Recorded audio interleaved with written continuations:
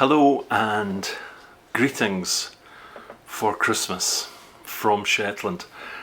I'm Tom Morton. I've got a song, but first I have a story. 1962, 58 years ago, and Christmas week in the west of Scotland was snowy.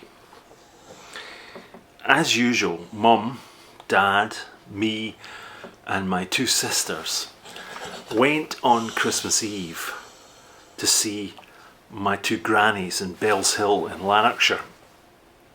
And then late at night we began the difficult, slippy and very long drive home to Troon in Ayrshire via Straven, crossing the moor of Drumclog.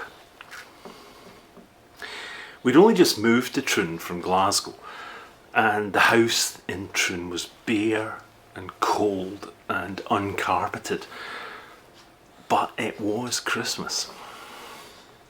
Ruthie, the baby, was immune to it all, but I was almost 7 years old and thrilled.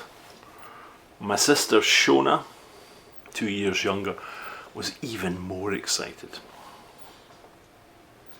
So we were dropping off to sleep, the three children, in the back of the car, when it stuttered and came to a juddering halt in the middle of pitch darkness, snow, nowhere.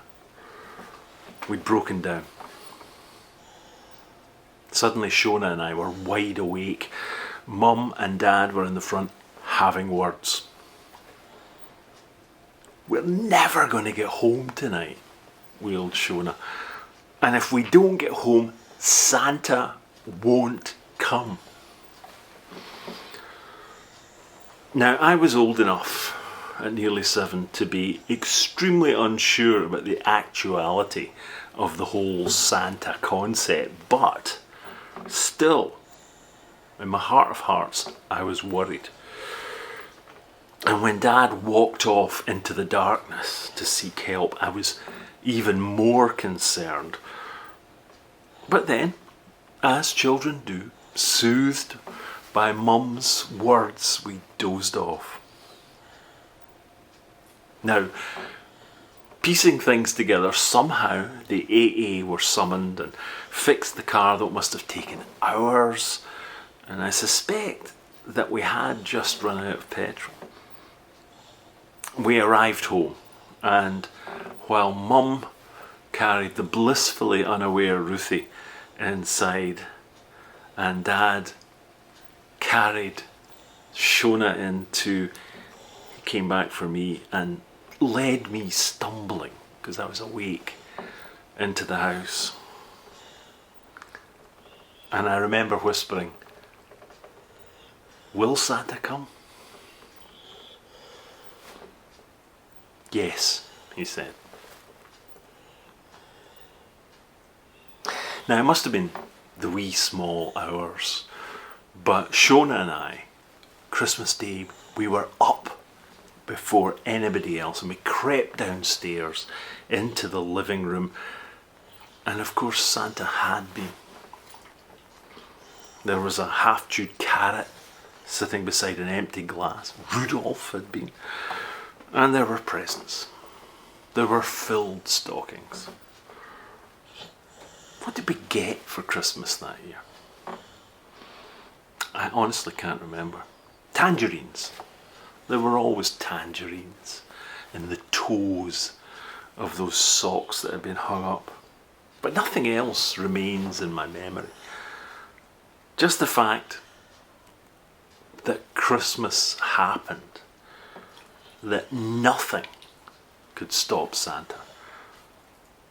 That nothing could stop Christmas.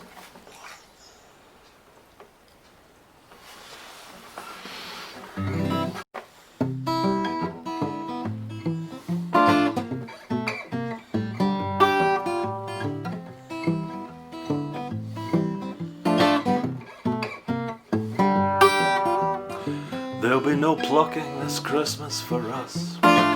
Too many feathers last year in the cranberry sauce. That bird was free range. The guy in the pub said I'd have preferred if it was already dead anyway. It'll just be ourselves. We're not expecting Santa or reindeers or elves. If the fat man arrives, then I have to ask him to stay on the roof and to keep on his mask. So it's turkey for two. There won't be any waste. Those flavor enhancers improve the taste. What else can we do? We've got the Bernard Matthews turkey breast roast for two. Blues. The grandkids are safe. The parents are fine. We've got Ferrero Rocher. We've got Co-op sparkling wine. We'll watch Home Alone and maybe Home Alone 2. Won't go to church, but then we never do. We'll Zoom. We'll FaceTime. I have no doubt we'll wonder why anyone ever eats a single Brussels sprout. I'll watch Mrs. Brown's Boys and call the midwife, and I'll have to admit that I don't have a life. So it's turkey for two. There won't be any waste. These flavor enhancers, they improve the taste. What else can we do? We've got the Bernard Matthews turkey breast roast for two. Blues. Merry Christmas. Check out thebeatcroft.com and you'll find links to all 33 of the songs written during lockdown during this year of 2020. And they're all on YouTube. If you can, it does give you a flavour of the development of things during the year, how we felt or how I felt, and a few pictures of Shetland too.